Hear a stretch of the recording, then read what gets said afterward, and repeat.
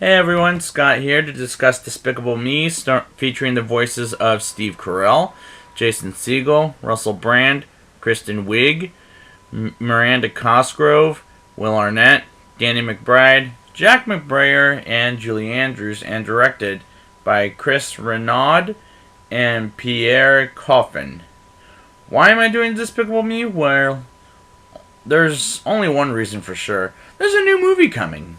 Let's get into it, shall we?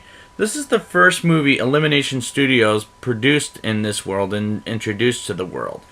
The child visiting the Egyptian pyramid is almost falling down and getting killed was a little risky, as it turns out to be a pyramid that was a balloon. Was pretty funny. Steve Carell as the voice of Gru has a pretty good Boston villain voice.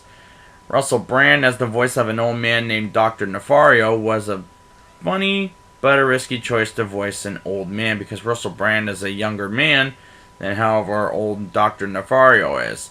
Those minions are so stinking funny, my head almost exploded by laughing so hard.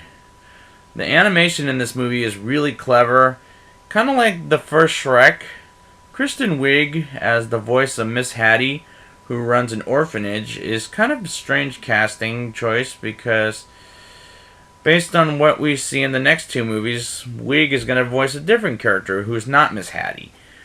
Gru's mom, voiced by Julie Andrews, is a funny character of making fun of Gru all of his life by sending the monkeys to the moon, and is she calling him a monkey? Because still a good character and perfect casting choice.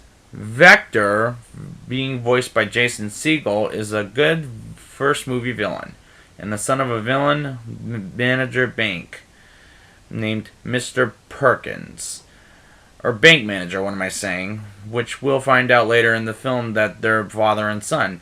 The whole MacGuffin of getting the shrink ray so Gru can get his hands on the moon and is a good story for the movie.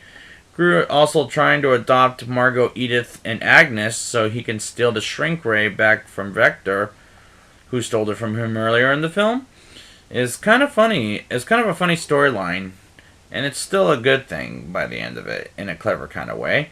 So he'll eventually become a family, eventually, as we'll see in the movie.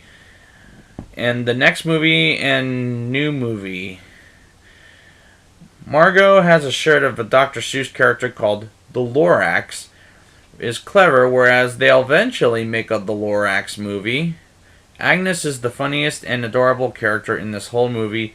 The fluffy unicorn when Agnes got Gru to win for her is really cute.